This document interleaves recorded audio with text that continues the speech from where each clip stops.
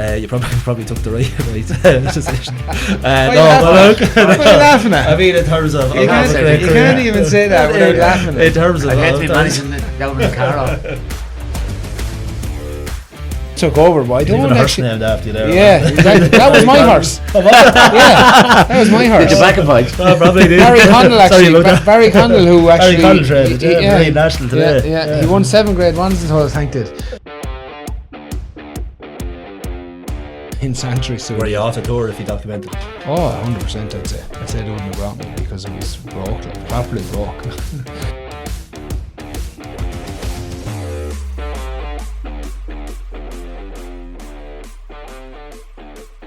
Hello and welcome to the second podcast of All About the Game in association with Clinched. I'm your host Podge Fogarty and I'm joined by company directors Sean O'Brien and Johnny Dial. Lads, you're very welcome. Thanks, Podge. That sounds very official. Very company director. I'm gonna. You must be looking for something tonight.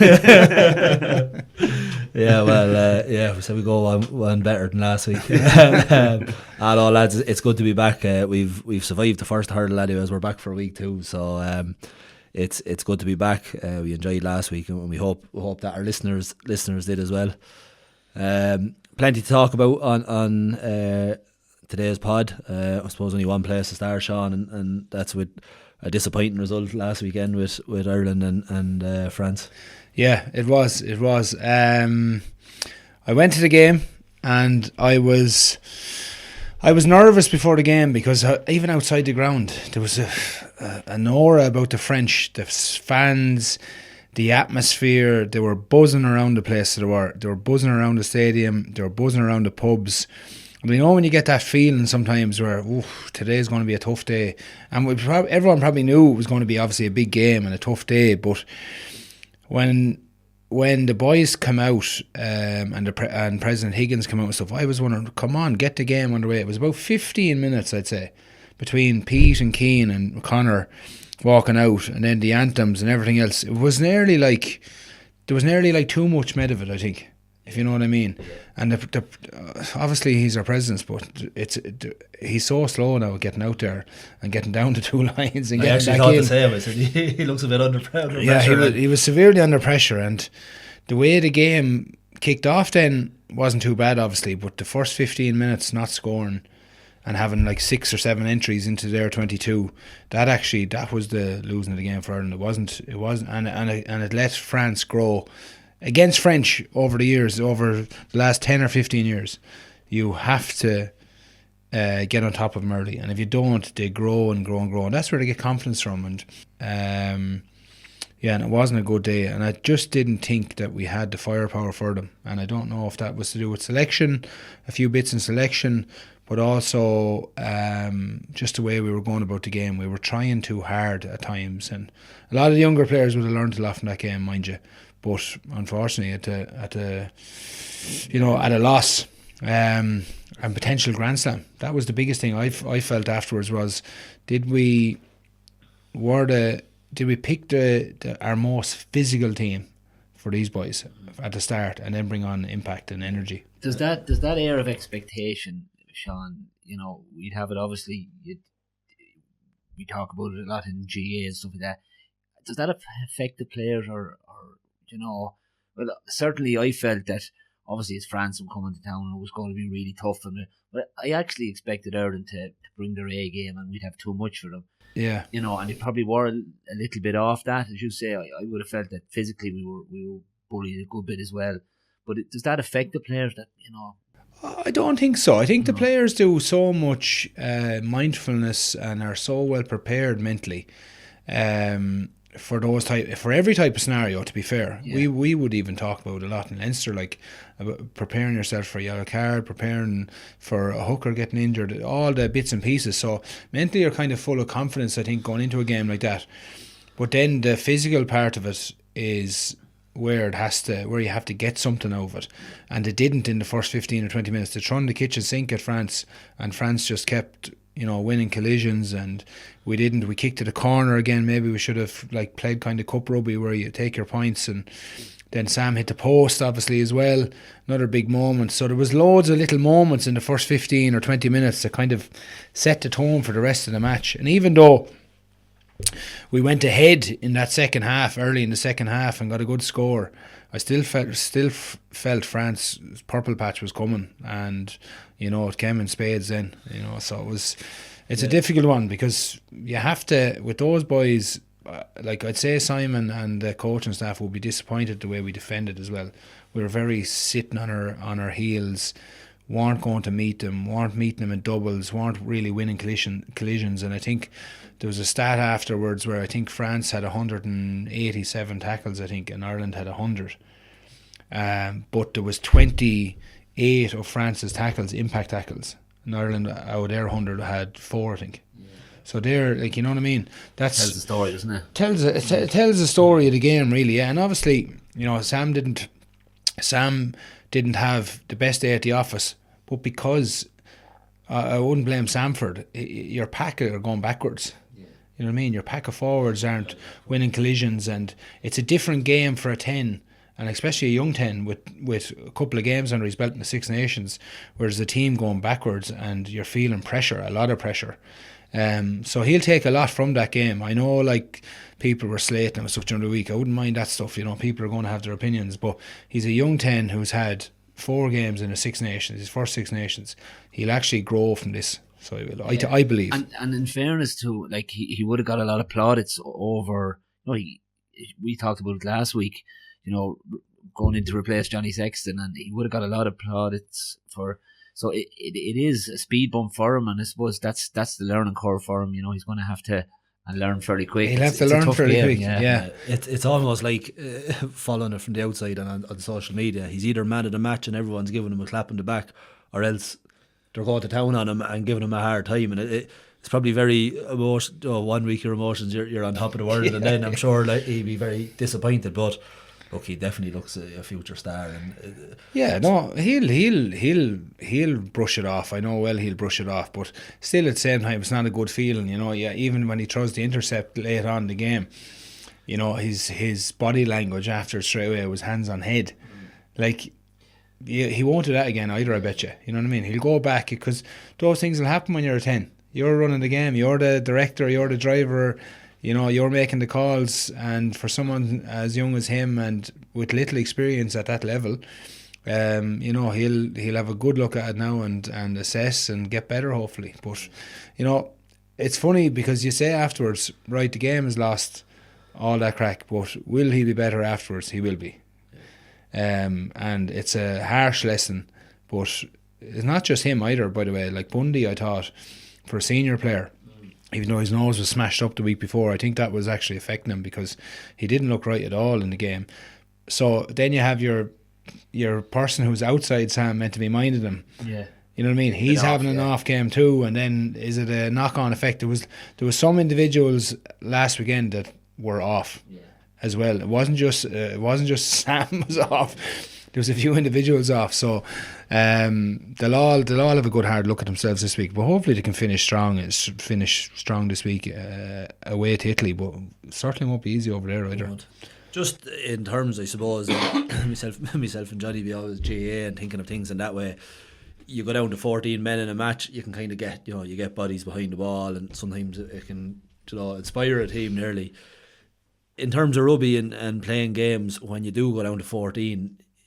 Do you feel it on the body? Do you feel you have to get that extra few percent in, and it can wear you down? Obviously, it was a yellow card there in the first half, and looking back, it's people, I suppose, on social media might say, "What was he doing?" It's kind of one of those things. I'm sure when he done it himself, John Carney was like, "What am I after doing?" But it's done. Is it difficult on the pitch to cover that space? No, it is. You probably the way most rugby teams do it is to go to a kicking game then again. So contestable kicking, slow it down a little bit. Don't play multi-phase rugby, because you've one less in the field, so there's space. If you do turn it over in general play, you're 1 weaker somewhere already. And with a team like France, because they're such an offloading team, wants to get a little bit of momentum and a sniff in behind you, they're just so quick at turning that slow ball into quick ball, and then you're chasing your tail. So mostly, like Ireland, I thought managed that 10 minutes actually pretty well, even though we conceded straight away. We conceded a try straight after, it's been a minute after, but the next 9 minutes was actually very well done. I thought Gemmo kicked really well, kicked some contestables, we got a few of them back. So you're slowing the game down a little bit. You're not using all your energy, and you're certainly not chasing them around. If you kick long to them, let's say in a sim bin, then you'll see them just running and keeping ball and bringing us through phases after phase, and eventually something will crack. Like, you know, where it'd be lovely to have a system like football, where you can black card situation. Yeah. And I suppose go to Italy now, like the whole thing is changing its head in terms of you go to Italy for a Grand Slam, and you know the fans are behind you, a big crowd. Now it almost kind of feels like, well, that's the end of the Six Nations. You know, play Italy. For players, is that hard to motivate, or do you reckon they'll want to go out and prove a point and put in their best performance? What way do they look at that, or what way do you feel? Yeah, I think that's the expectation, you know, and the prep that they'll put into this week will be massive, because they're obviously expected to go over there and put in a good performance now, and you know, get what happened last week behind us quickly and move on fairly rapidly. But it actually makes a massive difference in terms of where we finish now in the Six Nations, regardless of winning it or whatever, or Grand Slams or anything like that. But it's big for obviously the union financially, but it's also for the players where they finish in the seasons. Because if they win a Grand Slam, they get a big bonus. If they win a championship, they get a good chunk. If they come second, it's less, and they come third, it's very less, and so on. So there's lots of things. There's lots of stake, but the biggest one will be that they want to put in a proper performance, not like last week, because there were so many things wrong last week. The D wasn't great last week. Their attack didn't function at times last week. They put themselves under a lot of pressure. Obviously the discipline wasn't good, 2 yellow cards in a Six Nations game. So there's lots they'll want to try and get right this week, and there's lots to play for. Like, that's what I mean about where do we want to finish. Well, like, Scotland aren't going to lie down for France either. Now, France, I think, will beat them obviously, but they won't lie down for them. And then you have England, like, putting in a good shift last week again. So, like, what will happen? So you have to leave yourself in the best place possible regardless of results, and that's going over there and putting in a really good effort, and trying to get a try bonus and all those type of things, and try and keep Italy, you know, contained, because they're actually quite dangerous. They can play. They're trying to play a good game, and they're a lot more disciplined than years ago. Years ago we used to say, like, once it gets to 60 minutes, lads, let's just turn it up a notch, and you know, the wheels will fall off. That's not with this Italy team really. You know, they've a lot better players, they've better systems, they've been better coached the last few years.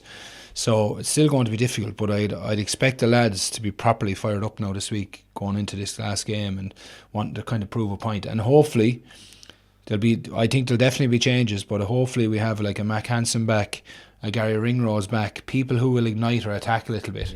I think for me, looking at that French game last week, Ringer is probably the standout person who Ireland missed the most last week, both sides of the ball.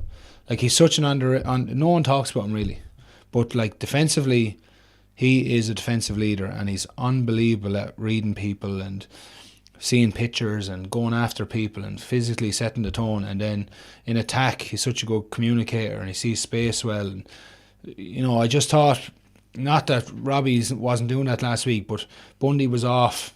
Was Robbie off because of, you know, what's inside him, etc.? And then you're just missing that little bit of impact. And then Ireland obviously went with a 6-2 split last week as well, so that's one less back obviously. So when Jack Crowley came on last week, he played very well at 12, I thought. But hopefully you see Ringer, James Ryan back in.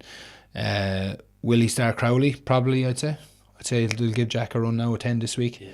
And Sam will move to the bench, and the pack will probably say the same. Maybe Tyburn at 6. I would have probably, you know, even though like Pete's one of my very good friends, I probably would have, if I was picking a pack last week, I might have went with James Ryan in the second row and Tyburn at 6, and brought Pete on for energy and experience near the end of the game, you know. But you know, that's not for me to say. But it just, against the likes of the French, it just, for me, it's like you have bigger physical players at the start of the game, where you want to get into them, and That's let them know you're there, both in attack and defence. It's a funny one. A while back, Tyke Byrne used to play football with Eadstown. That's right. And he used to play midfield with a fella I know, Rob Campbell, and Rob was telling me he used to be gas. He said they go into the middle, and there's always kind of a big lad, he'd have a big lad, and Tyke Byrne used to say to Rob, here, you take the big lad, will you? And I laugh, and now you see him, and he absolute warrior, back from that. He said, he used to always say to me, you take the big lad, will you? Might be telling you a few porkies, I'd say. Maybe so, but and it probably is, like, and it's probably the joy of being professional, and you get back in around the camp and get together. It's probably, Johnny, something that is difficult maybe if you've had a bad loss with Kildare on a Saturday or Sunday, and it nearly feels like a wait till the Tuesday night you have to get up, go to work Monday. It can be difficult. You just want to get back in around the group and try lift things again. Yeah, it is, and sometimes the hardest part is listening to the outside noise, because you're exposed a lot more to the outside noise, and of course everyone has an opinion, and you're I'm nodding your head, which is one of those games, and then someone might say something, you're nearly ready to go. It's one of your teammates. What are you talking about? You don't really know. And, but it's your boss. But you don't want to get involved in those conversations. But like as you say, there is that. Obviously now things have changed. Maybe since even I was playing the Monday night, now it's normally a gym session, so you're back in for a quicker recovery session, and there's a lot of talk, but you just want to get back onto the pitch and say let's undo the wrongs of the weekend, but probably don't get there as early as the rugby lads, which is because they would have went, like, after that game they would have had a dinner or whatever back at the hotel, and their wives and partners and whatever is there, and they would have had a few drinks 100%. It wouldn't have been a late night or anything, but at least they're together. And they can dissect, and they can give out, and they can moan, and they can groan, and they can just get that all out of their system before it comes to Sunday. And Sunday they wake up, obviously recovery, they'll have breakfast, and then they leave until the Monday. So all the little chats are probably had by then, over a beer or whatever, and then you come in Monday and they're ready to rock again. So as I always say, all the bitchiness is gone. It's gone. And that 24 hours. It's a funny one there. Like, we're probably going to have a lot of rugby and GA listeners, probably main listeners on the pod. Like, it's funny you said there, have a few pints. Like, if a Six Nations game next weekend, like, and you said, geez, a few pints. Like, if it was GA, and if it was a league game the following weekend, like, it's a huge no. And both sides have their reasons. Like, it's okay to have a few pints. That's the rugby is, and it doesn't affect lads. Lads have their few, as you say, get that bit of bitchiness out of the way. And it's not like they're not going out on a session for till 4 o'clock in the morning. Just have a few. They're going out. They're back with their families. They're back with friends. All the management are there, and you'll have a couple of pints, like, and that's it. The debrief. When was the debrief? So they would have debriefed on Monday evening. They would have had a meeting, a team meeting or a review meeting as such, and then that's it. It's sumo is what they call it. Shut up and move on. And then Tuesday morning, then it'd be a preview straight into like in Italy. And would there be much calling players out now? We'd have seen a few fiery ones. There would, like, people you wouldn't get away with much stuff. Like, you wouldn't, like, if something is wrong, first of all, probably coaches would talk to the individual before the meeting and say, look, I'm going to show some of these clips, and it's all learning. But from a team perspective, that's what more so the meeting is about. The coach will pick up with individuals probably on that Sunday even. They might have a chat with them maybe on Sunday, depending on the mood, but definitely Monday, Tuesday morning. If someone had a bad game or mismanaged something or was just off, like, they'd ask the question. So there's accountability there anyway, and the coaches will hold them to that. But they move on pretty quickly, because you don't have, like, you think the boys train Tuesday, Wednesday, Thursday, that's it. But Tuesday is an install day of information. Wednesday will be, let's say, a 3/4 pace type thing, and then Thursday full noise for an hour and 10 minutes. That's it. That's it. They're ready for the game then. So it goes by very quickly. Like, there's a lot of information again, because you're a new team you're playing against, first of all, so you're analysing them. New probably mix and match of new people in our team. So getting combinations set up together and who's doing what, and so there's lots of moving parts. So it's important that you just, I suppose, get to what's very important quickly. And cut out all the spoofy stuff. Get to what's important, and then just get on with it. Not to be said for it. There is.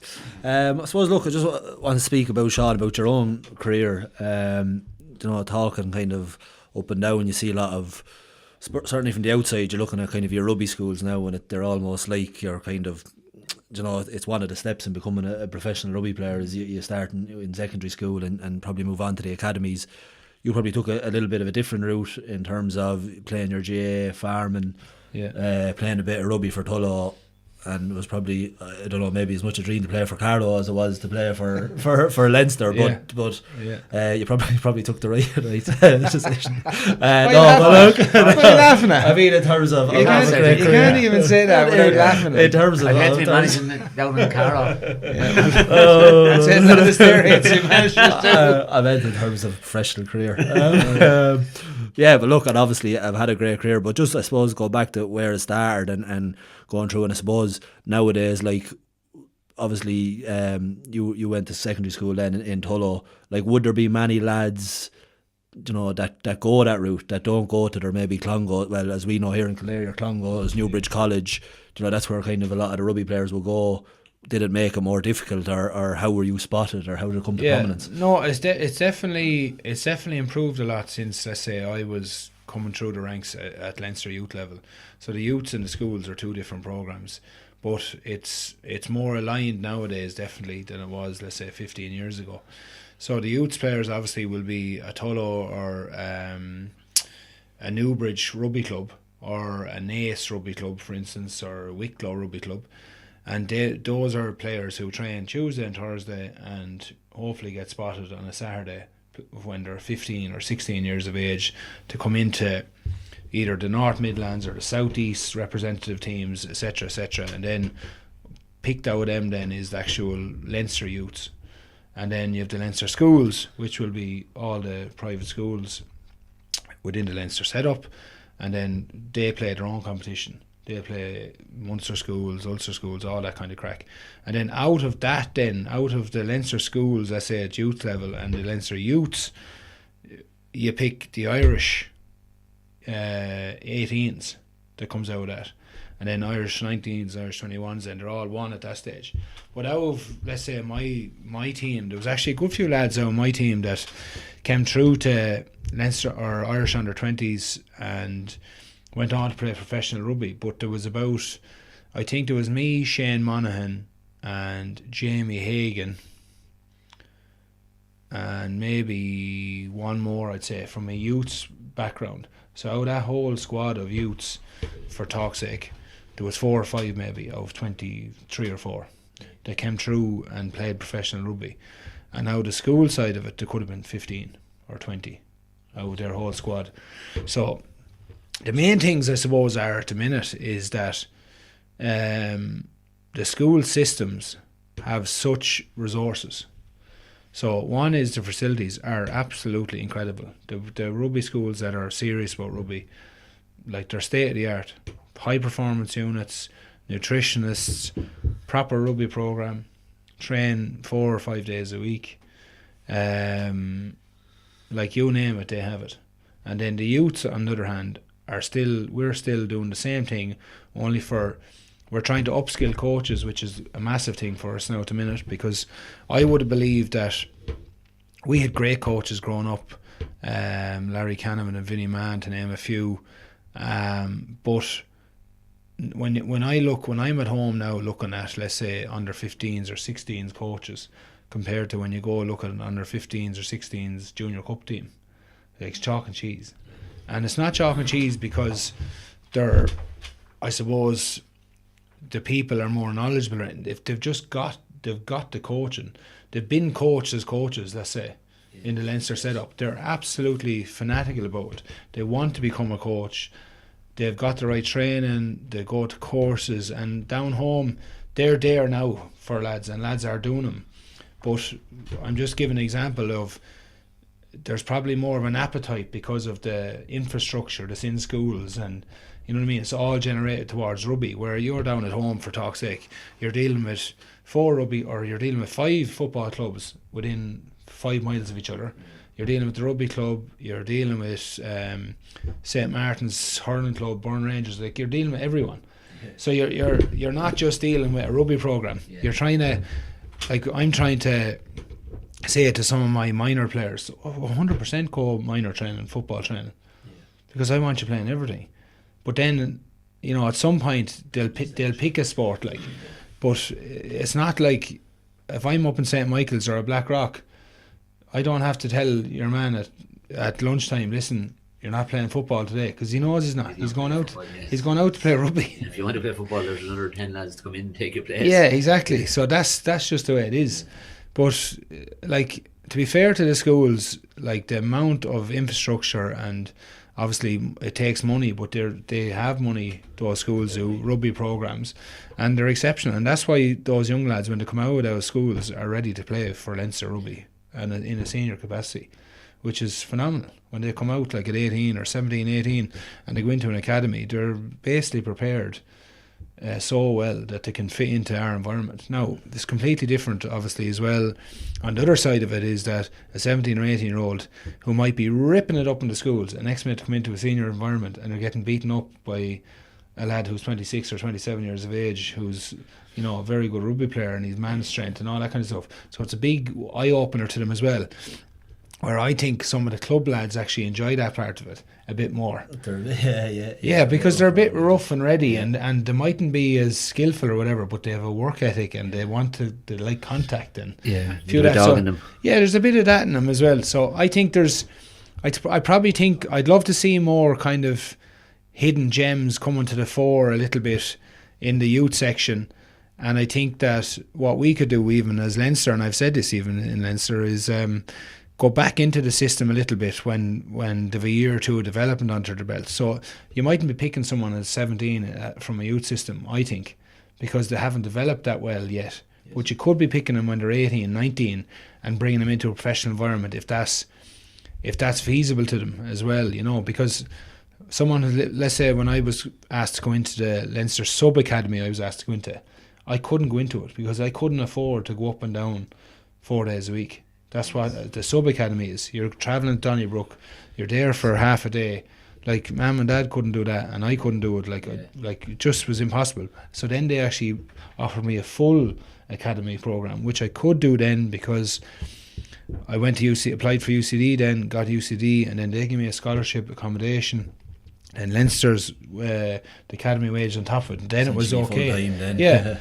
So you need a bit of luck as well, you know. Yeah. It's funny, even obviously when you came on board as director, we were delighted and seeing you had a book out. So I said, I'll find a bit more about this lad and give it a read. And Audible now, or did you actually read it? I read it. And I haven't read too many books in my life, so I stay going till the end. So we're doing something right. So it's still out fuel there. If anyone's ever giving a shout out, but still on the shelf somewhere. But look, it was a great read. Be a big surge in them next week. It'll be reprinted. But look, plenty, like, as a very good read, and just when you're speaking about kind of, you know, the route you went and compared to schools, and one quote from it, I could have been a bit more disciplined, but I'm glad I'm not a robot like so many now.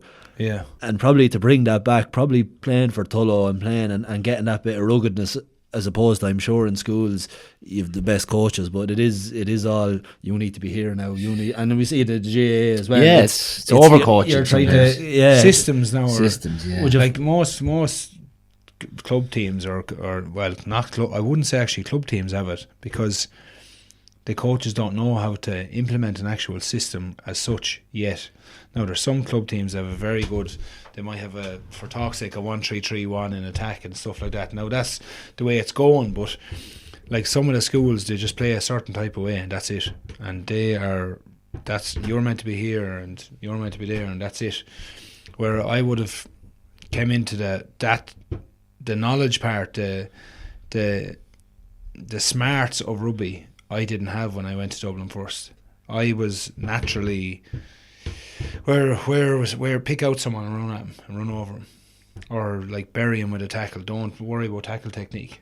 Where now when you get good coaching and you get good tackle technique, but you also, when I'm looking at someone in front of me and he dips early and I just run out beside him, or I stick a hand in his face, or that's the type of stuff I'm talking about. When you get good coaching, you really go to the next level. But I wouldn't take away the part of me that wanted contact, or that I was saying, well, I don't care who this lad is, I'm going to outwork him, or I'm going to outrun him, or I'm going to just stay going today, or any of the kind of stuff that you'd be told at home. Like, it's even funny, there was one when you started up in the academy, you spoke about strength wise, you were behind everyone in the gym, and you were only in it 2 or 3 weeks and you were ahead of them. But probably all the strength you had was that pure farm that's what raw it was. strength that probably stood you and you stayed in your career. Like, obviously when you took on the weights on top of that, then that just brought you to another level. Because when I went in, I wasn't able to lift that much, even in squatting or anything. But if you put me out on the field with someone and you told us to get down and wrestle, I'd throw him around the place. So it was completely different for me, like, because I was like, I kind of got, after about 4 weeks or 5 weeks, I think it was, I was getting very, very strong, like very strong and very big quickly. And I wasn't that filled out weight-wise when I went up there first. But then the running element, because I was putting on muscle as well, I struggled with the running part of it, because back then it was like stage runs, so they were like 10, 11k. It wasn't scientific back then. Nowadays the lads come in and it's all like high speed meters and, you know, repeated efforts, where then it was just like run. And I didn't deal with that very well. And I actually said to my academy coach one day, Collie McAdee, I actually met him tonight in Tarnier. He said, I said to him, Collie, I don't know if I'm going to be able to do this. I said, because I was feeling like my engine just wasn't, you know what I mean?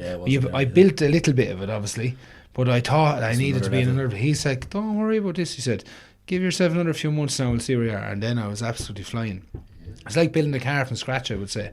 But yeah, when I got properly, when I had a bit of gym strength as well, it was different. Because I could feel like I was powerful then, you know. Yeah, but you also, the way you talk, Sean, about, you know, that raw natural ability, but also the work ethic, and there was no one going to last longer than you, and all the things we talk about that you can't really coach, that comes from within, or maybe comes from your upbringing, or, you know, where you were as a young lad, you were out on the farm, you were, you know, and that resilience that you build up. You know, the technical end of the rugby, no different in GA or any other sport, is huge, and you have to bring that into say, but that grind the teeth and just I'm not going to be beaten today. I would feel we don't see it as much anymore. No, it's there with certain lads. I would say it's there with certain lads where the fella on their shoulder. I always used to say there's a fella on your shoulder telling you to, you know, do the easy thing, and there's another fella on the other shoulder saying to you, cop on to yourself now and do it the hard way, like. And if you can manage that talk, I would have always had a chip on my shoulder, saying that everyone thinks I'm not going to be able to succeed here. Would have always had that, in no matter whether I was playing even football up a few years ago. Like, I'd always say, you know, these boys think that you know, I'm at nothing here. Play with an edge. Yeah. Like, I think it's either in you or it's not. You can't. I don't think you can get it into people. I've seen lads over the years that haven't got through academies and stuff, and you would say I would think that I'd be a good judge of it after 4 or 5 months of seeing them. You'd be saying to yourself, no, he's not going to make it. He just hasn't got it, or he's missing a vital ingredient to go to the next level. And what is that? It's more so mental than physical nowadays, because they're so well prepared physically, most of these lads, you know. So that whole mental side of it is needs to be there from a younger age, I think, in terms of if you put two players in front of me, the best way of describing it, and I said, right, run until you stop, well, I'd probably pick the lad who's going to stop first.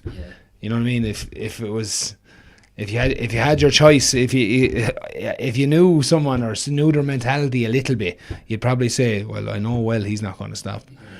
Or other lads would, like, or they'd question it or they'd complain. It's funny. I remember when the first time when Kieran McGeaney came to train Kildare, we were in the Curragh that time training, and we do a bit of running outside, and we come back in, and he put us all up against the wall, and we were down, had to squat down and back to the wall halfway down, and he was walking up and down looking, and who's going to be, we thought about who's going to be first to drop. And once someone, first one went, we lads dropped like dominoes. They're like dominoes, yeah. Yeah, and he was saying, no, he says, as soon as you were happy not to be the first to go, but who was crying, I'm going to be the last. Do you know that sort of mentality? Yeah. And it was it's something like what brilliant, you're talking about. isn't it? Yeah, it is, yeah. There was a few lads wanted to be the last one, and but a few were happy enough that I wasn't it is first. Maybe something that's ingrained at a young age, but once you get to 17, 18, 19, that whole mentality thing, as you said, it's very hard to change it in a fella, you know. Yeah. If it's maybe a lad that's a little bit yellow going for the ball, you're never going to knock that out of him, or a lad that, look, how many times you go back maybe training with your club and you always have 40 lads at the first meeting, and you go, well, that lad will be gone by March, that lad will be gone by April. But it's that mental thing, isn't it? Yeah, you always, I suppose everyone, all of us probably revert to type at some point in terms of what you're about. But then, if you can stand, I often say, if you stand, look in the mirror, and you can say, right, this is what I'm about. And like everyone is off days, like bits and bobs, but I think the mental side of the game and the attitude part of it, it's very, you can't coach that. It needs to be there, like, and I'd rather have 20 lads that are going to work hard and, you know, be dogged and that type of way than 20 lads who are unbelievable at a skill or something. Because you can coach skills. That's the thing, yeah. You can coach skills. You can coach people different tricks and bits and bobs if you have the time to do it. But you can't coach will to win. Yeah. Yeah, and look, obviously went on to have a fantastic career. Something that in your book that you'd speak highly of, and probably you'll tell us now, was at the pinnacle. I think Johnny Sexton mentioned his book that was the pinnacle, been selected for the Lions. Suppose, how were you told you're picked? Do you watch it like everyone else? Yeah. How important is it? What makes it so important? Yeah. Like, it was two Lions tours. 13 and 17, and obviously, I suppose we'll speak about it after all the injuries. You kind of speak about one that you carried into it, which I just thought was mental. But what is that feeling of being picked and playing? What makes it special playing for the Lions? I think it's a pinnacle of your career because it's the best of the best. And if you get picked on the Lions, you're doing something right, obviously. 13, was I nervous? I'd say I was a little nervous in 13, but I was playing good rugby, and I was one of the best players in our Irish team, for instance, when I was playing and fit. But you don't get any notification beforehand. You're watching it on the TV like everyone else. Like not a sniff. Not a sniff. Would you? Some lad comes out with a scroll to your door. Would you have watched that on your own? Would you have had family around you? When I was in 13, I think I was actually training in Leinster. I think I was training in Leinster for boat. Right. So I think we watched it all in the canteen in 13. And the same in 17.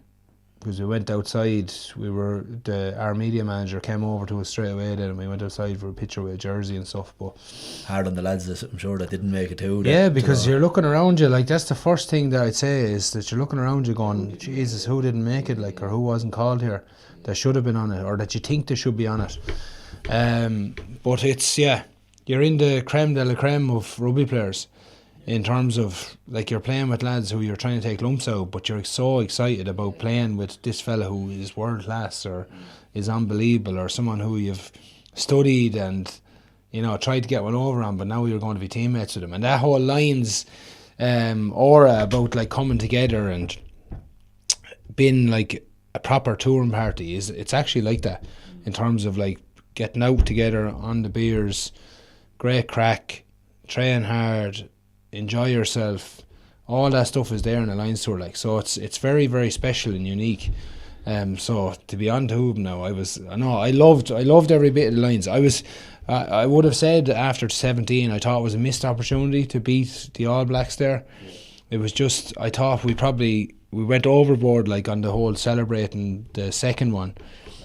I was actually in a hearing for 2 days, so I wasn't actually drinking. I probably would just as well. I was in a hearing. Because I was ever getting cited, so I was, for a forearm to someone's head or something, which was nothing anyway. But when I got back to the hotel that day in Wellington, was it? The lads were still on the beers, like still going. So it was like, oh Jesus! I said to myself, we only had 2 days to prep then for and it's funny for the third test. Probably felt. I was actually in New Zealand at the time. I went. You played the Blues. Yeah. In Auckland. In Auckland, yeah, and it was that kind of real carnival atmosphere. Yeah. I remember, obviously, we supporting the Lions. I had backed Ione to get the first try, and he went in the corner anyways, and I was delighted at jumping around. And next thing, his brother was playing centre. Yeah, I backed his brother by mistake. So that's just that's just my luck. But the fans and the experience out there is incredible. It was unreal, yeah, unreal. And even in Australia was the fans in Australia. I'll never forget it. You couldn't walk outside the hotel some days. You couldn't go for a coffee. There were so many fans around, and they're all there, and they're all... Now, don't get me wrong, there were serious crack, and we had serious crack afterwards, and 17 as well. Like, my whole family went around in a camper van out there for both tours. So it was great to have them around as well, but I love that part of it. Now, some lads hate that part of it, because... You know, they call the fans potholes, like, you know, you can't get away from them. But I love that part of it, because it was... You can see how much, like, some people, like, their life savings go on line stores. Yeah. Like, that's what they do. Like, they live for it. Like, but even the games, like that Blues game, like, probably people are tuning into the New Zealand games. Like, it's packed stadium. There's great excitement. Like, even they're not the main games; they're the warm up games. Like, they're incredible. Like, it's great crack as well. The whole thing. Is it true you were trying to nurse one injury to get it right? You had a broken thumb going on one of the tours. I had broken thumb going on the 13 tour, yeah. And I broke my thumb 2 weeks beforehand, before the tour, and I'd rang our doctor Ian Falvey, who was the Irish doctor at the time. I said, Falv, I'm in trouble with this thumb. I said, it's not good. Like I said, I've no power and it's killing me. I said, so I said, come on in and we'll see what we can do with it. Anyway, it needed an operation. And by right, to be fair to him, he should have probably documented it, and I asked him not to. And we made up a splint in Santry. So were you off the tour if he documented it? Oh, 100%. I'd say they wouldn't have brought me, because it was broke, like properly broke. And I said, right, we'll make up this splint. So there was one of the girls that made me up this unbelievable splint, to be fair to her. And we strapped it that day in there, and I couldn't move the thumb up or down, but I could catch and pass the ball with it. But my thumb was fixed solid with this. What's it like when you're catching the ball? It was alright, actually. It wasn't too bad.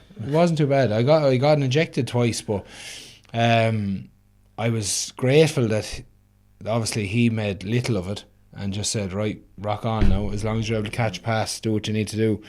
And it actually got better throughout the tour, kind of. It wasn't as bad at me, but the minute I got home, I had it fixed. Everyone was like, you weren't injured on the tour. And I was like, oh no, I said it's an all injury. Yeah. But so I had a broken thumb going out there that time, and it was but I had, as it worked out, actually I had to get the other one done the following season. I broke the other side of it. So I broke both thumbs within 6 months, I'd say.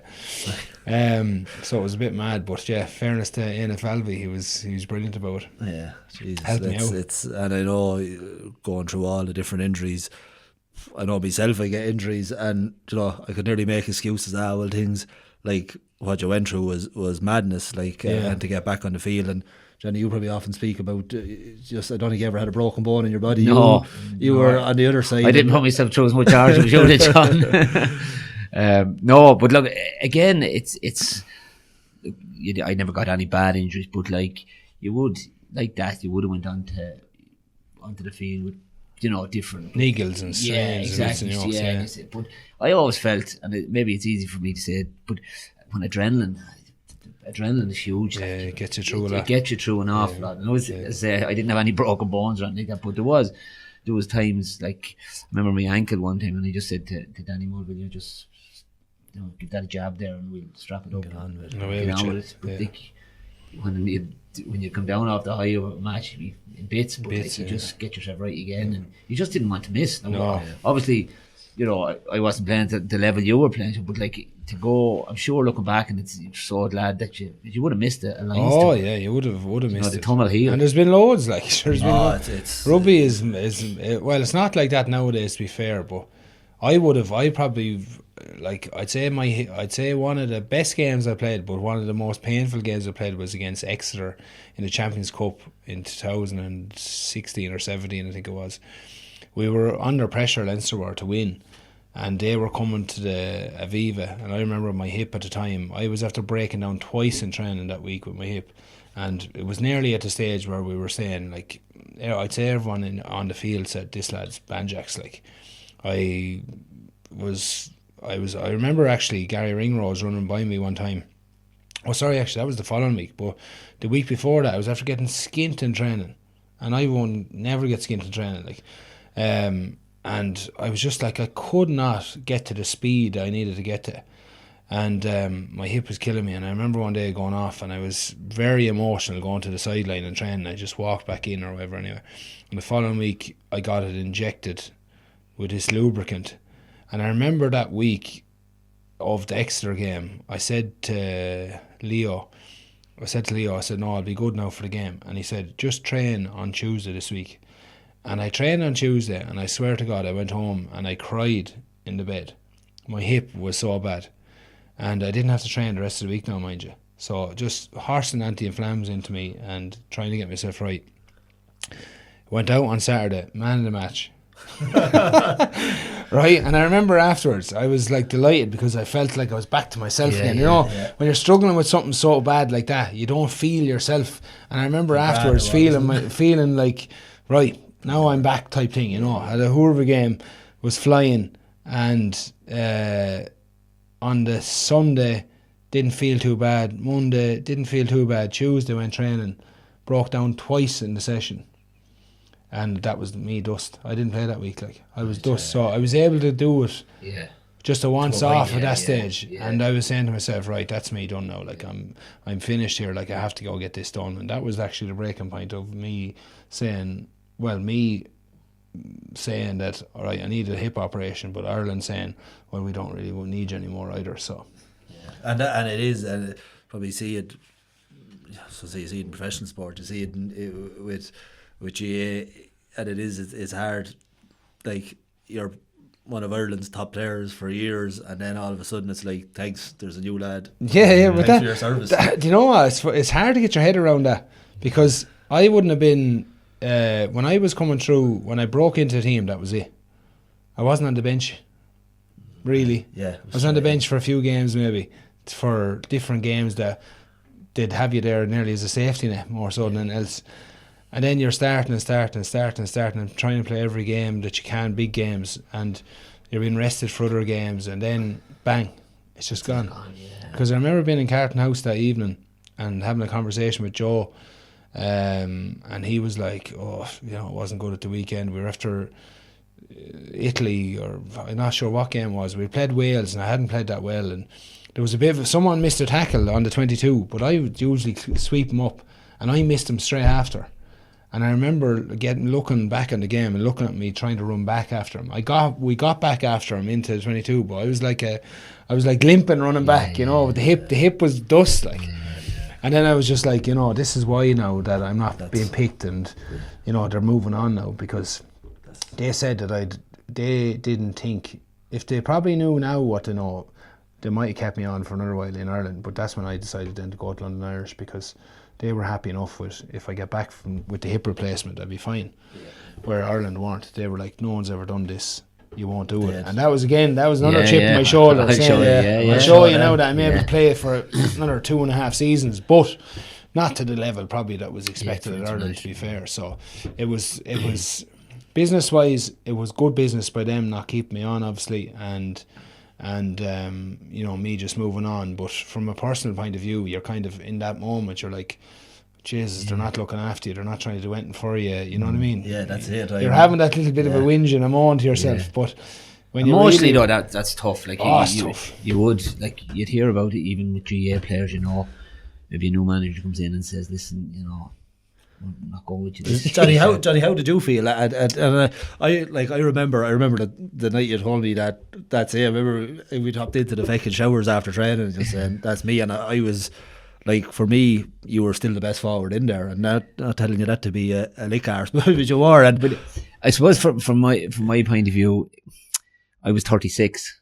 I was after playing like a bit like yourself. When I came onto the team, I started the first day, and that was it. And obviously Geezer was gone. Jason Ryan was coming in, and you felt he was, trying to put his own stamp on things. And while he never made me feel anything but welcome, maybe. And then I felt that, maybe I was going to be a sub, and was I happy with that? Even though I would have liked to thought I was a real team player, but it would have been a tough place, And again, I felt I would have played maybe not so much with a chip, but I was fierce to when it came to Kildare football. Well, it came to football in general, but particularly when I played with Kildare, nothing else mattered. Like everything was second. Like if the job was getting too much, I changed jobs. Yeah. I just felt I got an opportunity I thought I'd never get to play at that level, and I just wanted to be the very best that I could be. I always felt that. Well, sure, look, I can get a job, or I can. Yeah, you'll walk around it. Exactly, yeah. But so when that time, I was probably ready for it, and I went on my terms, which I would have seen lads, back down the years where the manager would have said, "Listen, we're just not going with you at the moment," and they weren't ready to go, they weren't ready to leave. Now it'd be different. Obviously, it was business with yourself and with the union, where we wouldn't have had that. But as I say, and then look, the family was getting bigger and stuff like that. So. And then I still had the club to go back to.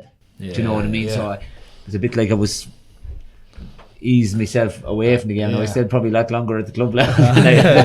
But it does. It was tough at times, especially when you went to Crow Park and Champions League, and you, in your own head, and we'd probably also, you still think you could. What? You still 100%. think, you still think, and you're looking and saying, maybe then there's a defeat, and you're so, not there. And you jump into training someday. Yeah, exactly. So, that's the emotion of it, and it is funny, like you're talking about, doing whatever job, whatever you had to do to do the best. Sean, I know you from speaking to you how important farming is to you. Yeah. And there was a time where you went to end of McNulty and you want to be the best in the world in your position. And I suppose he probably questioned you what you're doing in your life and farming. And I think he advised you to sell all the cows, sell the cows. He didn't advise me to do that, but he left me with a big whiteboard, in his office. He said, "Now you tell me what you want to do."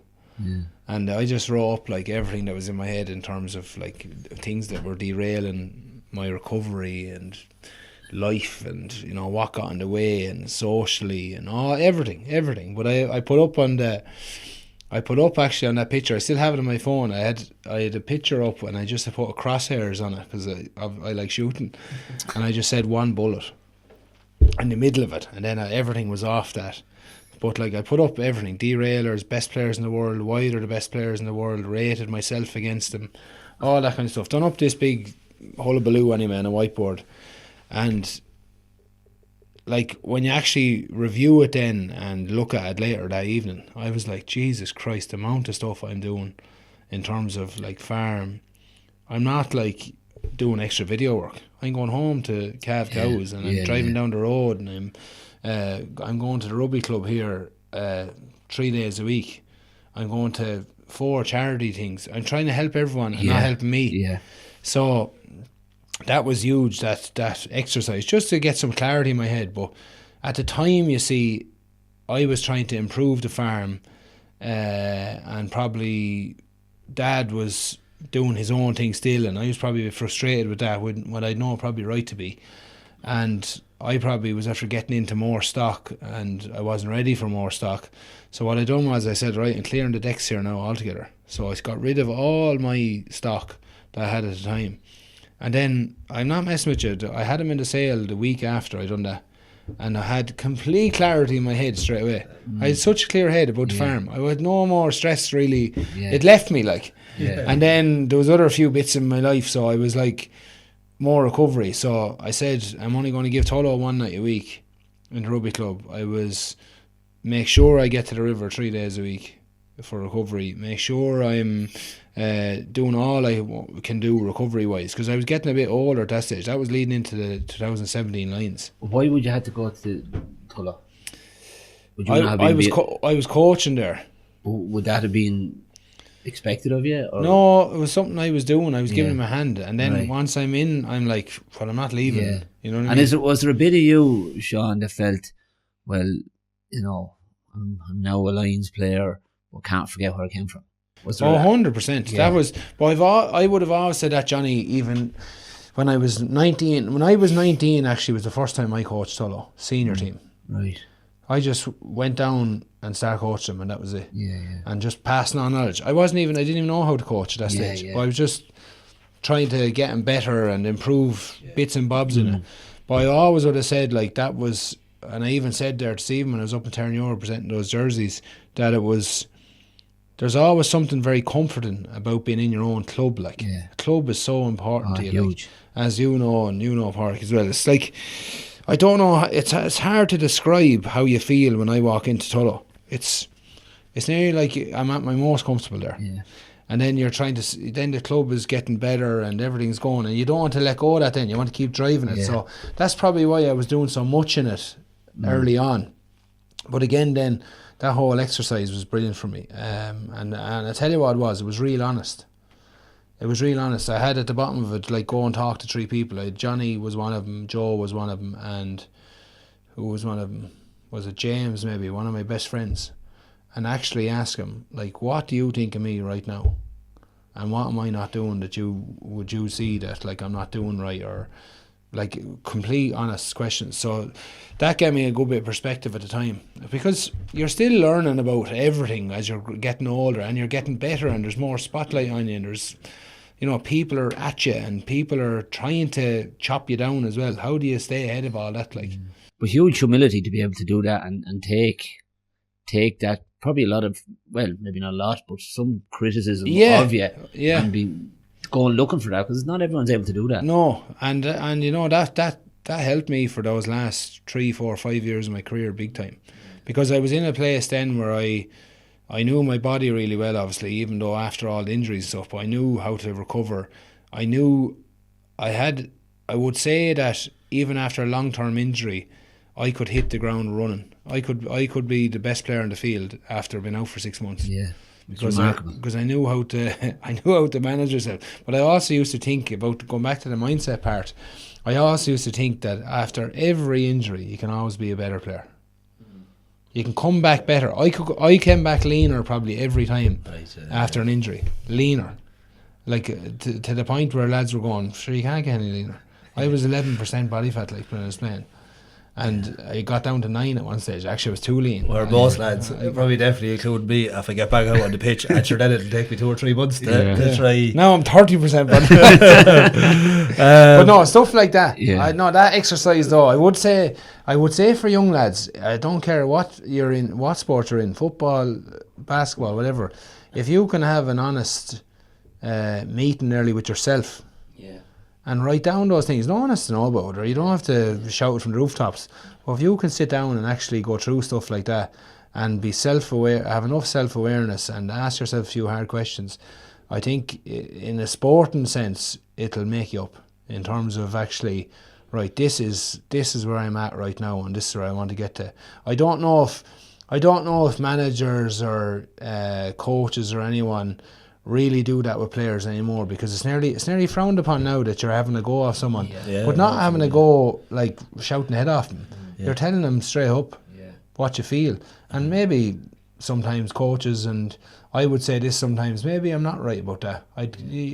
Not that you're questioning yourself, but you're saying, well, maybe there's a different way of thinking about it. But I think at the time, like, even when you look back at players that I would have played with, coaches that would have coached me, even though sometimes when they were honest with you, it was hard to take. Yeah. But you appreciated it so much looking back on it. Yeah. Do you know, because it was that fight or flight. You took something from it and you said, this is going to make me better. And being in the headspace to, you know. Well, I might give you that chip on the shoulder. That but I want to show him. I want to show him that I can. Or but I definitely think it you know, it keeps you grounded. Number one, but can actually give you a pathway to say, well, where do I want to go? Where am I at? Where can I be my very best? And I think that's the real value in it. You know? We're getting near the end. I wanted to actually ask you about this, the Tullow Tank. Yeah. Was it a nickname you liked? Who gave it to you, or what? Did you pride yourself on it? I actually didn't. I don't know where it started. I think it could have started at the World Cup in 2011. I think.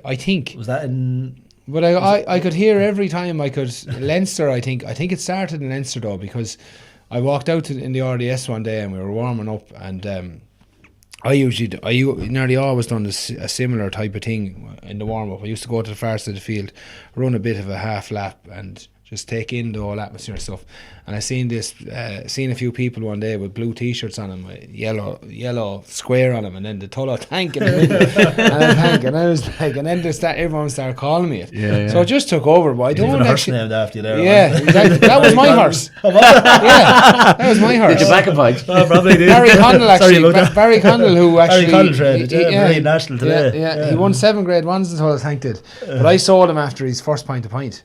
Right. Yeah. Which was gas, but anyway, we got a nice touch over. Because it's funny, even I think it was my mother-in-law could have been chatting the other day and chatting about the podcast. And said, who was on? And I said Johnny Lyle and Sean O'Brien. And I said, Sean O'Brien rugby. I said the Tullow Tank. Oh yeah. So. Yeah, it kind of took over a bit then, so it did. And had a song going as well. I'm not sure what to say. Give us a bar there, Sean. I could have gone over. Yeah. No, brilliant. Look, lads, it's been a good chat. It's been a really good chat. I suppose looking forward to the weekend. Hopefully, Ireland can go and get back to it, and finish off strong. And same with the Lily Whites are away at Offaly, which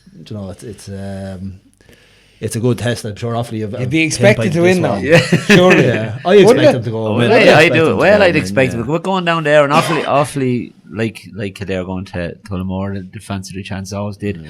But Clare losing last week probably makes it a little bit of a less important. You'd expect Offaly now and Kildare to top the division too. But Kildare will have too much quality for them. You'd hope so. Offaly won't be eating my words now when we're here next Wednesday. But look, thanks for everyone listening. It's been a really good chat. As I said, we're the All About the Game podcast in association with Clinched linking clubs and managers. Until next week, we'll chat to you then. Cheers, Podge. Enjoy that. Cheers. Thanks, lads. So.